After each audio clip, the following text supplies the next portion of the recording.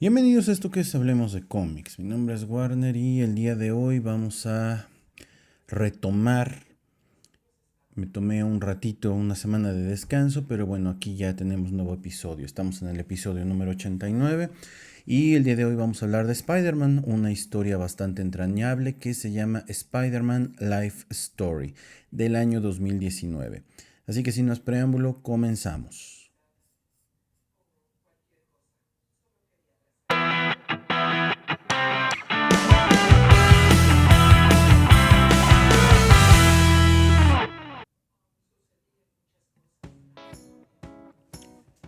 Pues bien, vamos a platicar un poco sobre esta historia de Spider-Man que a mí en lo personal me gustó mucho cuando la publicaron.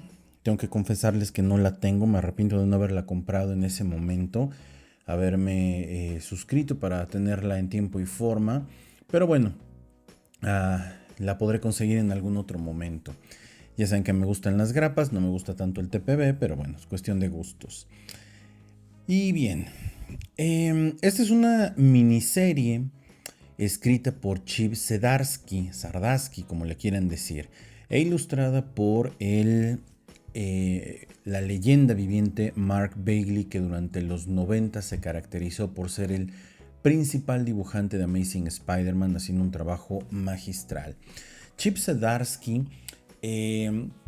me parece que es un escritor que es para historias limitadas, es para miniseries y no me gusta tanto el trabajo que hace en series largas. Si mal no recuerdo, él estuvo a cargo de Batman después del run de James Tynion IV. Y la verdad es que no me gustó mucho. Siento que fue, bueno, también el de James Tynion IV se me hizo un poco repetitivo con los plots de Scott Snyder. Y lo de Chip Zdarsky me parece que influyó mucho en el gusto de la gente por el arte de Jorge Jiménez. Pero bueno, es una cuestión de apreciación personal. Vamos a hablar un poco de esta historia. Una de las críticas más fuertes que se le hacen a los superhéroes, tanto de DC como de Marvel, es que no los dejamos crecer, no los dejamos evolucionar. Y entonces la premisa de esta historia es qué pasaría si estos héroes, en este caso Spider-Man, envejeciera a lo largo del tiempo. Entonces, vamos a ponerlo así.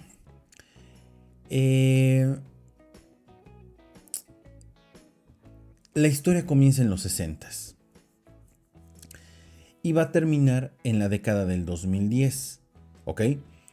Y vamos a ver la evolución de Spider-Man, desde la evolución física hasta la evolución mental y el contexto en el cual la historia se desenvuelve. Comencemos por este primer cómic, los años 60. Aquí van a empezar un montón de spoilers, así que bueno, váyanse dando una idea. Lo que me gusta mucho es que cada uno de los números de esta miniserie abarca un periodo histórico y lo trata de sintetizar de una manera muy concreta. Eso es una... Bueno, no sintetizar, porque esa no es la palabra correcta. Lo intenta resumir de una manera muy, muy buena. Y entonces, bueno, la historia comienza en el año 1966 con un joven Peter balanceándose entre su vida como estudiante universitario y como Spider-Man. Aquí Peter se enfrenta al dilema ético de la guerra de Vietnam, cuestionándose si debería usar sus poderes para pelear en el conflicto o quedarse en casa para proteger a sus seres queridos. Nos presenta figuras claves en esta etapa, que son Gwen Stacy y Harry Osborn. Y bueno, la tensión aumenta cuando Peter intenta equilibrar su vida personal y su responsabilidad como héroe. En este primer número podemos ver cómo se captura el espíritu optimista de los primeros días de los primeros cómics de Spider-Man, pero también introduce el peso de las decisiones que van a marcar su vida. ¿Ok?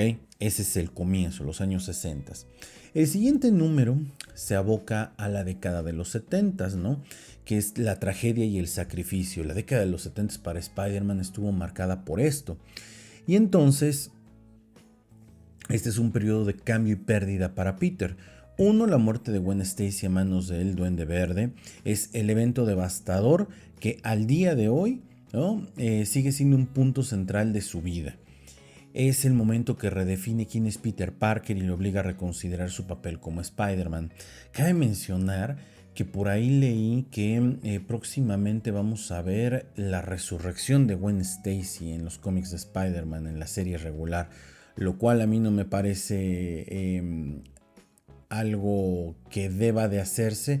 Yo creo que el personaje dio lo que tenía que dar. Entiendo que tienes los derechos sobre el personaje y lo tienes que explotar, pero a nivel narrativo no encuentro cómo lo van a hacer. De hecho, en este momento no estoy siguiendo la serie regular de Spider-Man, así que bueno, ya se verá con el tiempo, ¿no? Y bueno, acá se centran mucho en la saga del clon. El clon de Gwen Stacy, el surgimiento de Ben Reilly, el clon de Peter, que vienen a complicar por completo la existencia de Spider-Man. La serie explota el impacto emocional de estos eventos en un Peter un poco más maduro. Como contexto tenemos a la guerra de Vietnam, que continúa siendo un trasfondo importante y simboliza las decisiones que Peter ha evitado tomar y que lo siguen persiguiendo. Aquí hay un trasfondo con el Capitán América que posteriormente tendrá mucha relevancia. El tercer cómic se centra en los años 80, ¿no? Y está muy enfocado en la historia del traje negro, el simbionte, Venom. En esta década, Peter ya está casado con Mary Jane Watson y lucha por encontrar un equilibrio entre su vida como héroe y su familia. Sin embargo, su vida toma un giro oscuro con la introducción del traje negro que resulta ser un simbionte. Aquí el simbionte comienza a influir en su comportamiento, lo vuelve más violento, menos compasivo, y este conflicto intenta reflejar los temas de agotamiento y pérdida de identidad que Peter enfrenta al entrar a la mediana edad. Finalmente, Peter se deshace del simbionte, lo que lo lleva al nacimiento de Venom, y esto marca una transición en su vida donde las consecuencias de sus decisiones pasadas comienzan a acumularse. Digo, si criticábamos un poco que no lo dejaban crecer, creo que en este cómic y en las pocas páginas que suelen tener las miniseries, pues te van mostrando un poco más del what if, ¿no? ¿Qué sería que hubiera sido si la historia de Spider-Man fuera lineal, fuera como en el mundo real? El cuarto cómic se centra en la década de los 90 y bueno, pues aquí vemos el peso de la edad. Ahora, a sus 40 años, Peter comienza a sentir los efectos del tiempo. Mientras trata de proteger a su familia, enfrenta el regreso de Ben Reilly y pues nuevamente comienza la segunda saga del clon. Y este conflicto lo obliga a cuestionar quién es realmente. ¿Él es el original? ¿Él es el clon? Y bueno, aquí Peter toma decisiones difíciles sobre su familia. Su relación con Mary Jane se ve afectada por el estrés de ser Spider-Man, mientras intenta mantener a salvo a sus hijos. El impacto que tiene el envejecimiento y las decisiones pasadas comienzan a sentirse cada vez más fuerte, tanto física como emocionalmente. Y bueno, yo les recuerdo, ¿no? La época de los 90 fue la época en la que más me adentré al mundo del cómic. Entonces es un cómic que la verdad a mí me deja un buen sabor de boca. Viene el número 5, los años 2000, el legado y la redención de Peter o de Spider-Man. Aquí Peter se enfrenta a la crisis de la guerra civil de los superhéroes, liderada por Iron Man y por otro lado el Capitán América. En esta línea temporal, Peter inicialmente se alinea con Tony Stark, pero las consecuencias de revelar su identidad secreta lo llevan a reconsiderar su posición. Aparece Miles Morales como un símbolo de esperanza y renovación, representando el legado de Spider-Man para una nueva generación, y Peter reflexiona sobre los errores de su vida mientras intenta hacer las paces con quienes han partido. Y el sexto cómic abarca el año 2010, bueno, la década del 2010, el final. En esta última década, Peter es un hombre mayor que enfrenta las consecuencias finales de su vida como Spider-Man. Ahora, con más de 70 años, Peter debe enfrentarse a Norman Osborn, su enemigo eterno, en una batalla que no solo determina su destino, sino también ese legado que ha quedado atrás. Peter sacrifica su vida para salvar a Miles Morales y al mundo, consolidándose como un héroe no solo por sus poderes, sino por su humanidad. En estos momentos finales, Peter recuerda que su legado continuará con Miles. De hecho, la historia de Miles es muy interesante porque retoma un poco lo sucedido en esta década del 2010, donde Dan Slott toma a Spider-Man, lo mata y entonces el Doc Ock toma la identidad de Spider-Man. Hay por ahí un giro muy, muy interesante. Entonces, a ver, como les decía yo, ¿no? O sea, es un cómic muy bueno. Por ahí, si mal no recuerdo, tiene un tipo cómic epílogo, que es como el anual que sacaron. La verdad, yo ese ya no lo revisé, me quedé únicamente con la historia central. Siento que cuando sacan ese tipo de cómics ya nomás es por vender y subirte al tren del mame. Pero pues la verdad no me interesó mucho. Si alguien lo ha leído y algo así y piensa que le aporta algo a la historia, bueno, pues coméntenlo aquí abajo, ¿no? Hablemos del arte y la narrativa de este cómic. Chip Zdarsky teje una narrativa poderosa que combina la acción característica de Spider-Man de cada década con una introspección profunda sobre el paso del tiempo, las relaciones, el sacrificio, y cada década refleja los cambios culturales y sociales a los que se va enfrentando Peter y cómo éste se adapta y envejece, y pues lo único constante en su vida es el cambio. Mark Bagley, que durante los 90 fue su boom, aporta una sensación clásica pero bastante moderna a la serie. Sus diseños, a mi juicio, capturan perfectamente las transiciones de Peter a lo largo de los años, mostrando su evolución física y emocional. De hecho, me gusta mucho que hay partes del cómic, sobre todo el de los 90, que está dibujado muy al estilo Mark Bagley de los 90, y posteriormente empezamos a ver en el número 5 y 6 un arte un poco más parecido al Ultimate Spider-Man del escritor Brian Michael Bendis. Eso me gusta mucho.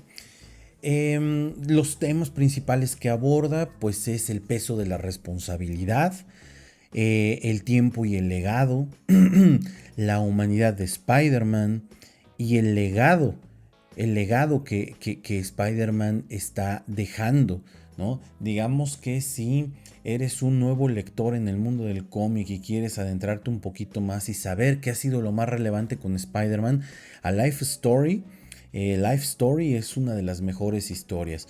Posteriormente, Marvel decidió sacar un Life Story de los Cuatro Fantásticos, creo que tratando de aprovechar la inercia hacia la película. Tiene algunos años, yo creo que 2, que habrá salido. Estoy grabando esto en 2025, si no es que tiene 3 años, corríjame si estoy equivocado, la verdad es que no lo he leído. Tratando como de contextualizar, ponerlo en el mismo contexto, ¿no?, de Spider-Man Life Story, como para poder entender en esa realidad cómo es que el mundo fue evolucionando. De hecho, me encanta que en pocas páginas cada uno de estos números nos logra adentrar al mundo de los superhéroes de Marvel en una realidad donde el tiempo avanzó y no les perdonó a los personajes. Esta miniserie es un homenaje a la historia de Spider-Man, pero también es una exploración de lo que significa ser un héroe a lo largo de toda la vida. Al permitir que Peter Parker envejezca y enfrente los desafíos del tiempo, Zdarsky y Bagley crean una obra única que resalta la humanidad detrás de la máscara. Es una historia que recomiendo ampliamente y me parece que, como les decía, si eres nuevo en el mundo del cómic, como siempre digo, pues este es un buen punto para comenzar. Si ya eres un viejo lobo de mar como tu servidor, bueno, pues te ayuda, ¿no? Como a recordar por qué te gustaba tanto Spider-Man en su momento. Esta es una de esas historias que les recomiendo muchísimo, ojalá les guste. Ven que nos hemos dedicado en los últimos programas a hablar de Venom, de Carnage y todo eso, ¿no? En esta ocasión pues decidí hacer esta historia porque me parece que no requiere tantos conocimientos de este mundo del cómic de Marvel ni de Spider-Man como para poder empezar. Espero les haya gustado. Recuerden, mi nombre es Warner. Pueden seguirnos si nos escuchan en Spotify, en Apple Podcast, agréguenos para que se les carguen los programas de manera recurrente. Si nos están escuchando a través de YouTube, suscríbanse, compartan. Vamos a tratar de llegar a más. Nos va mucho mejor en Spotify, eso lo tengo que reconocer. Pero bueno, de todos modos estamos en las demás plataformas con este proyecto de Hablemos de Cómics. Mi nombre es Warner, nos escuchamos en el siguiente episodio que se va a poner bueno, buenísimo.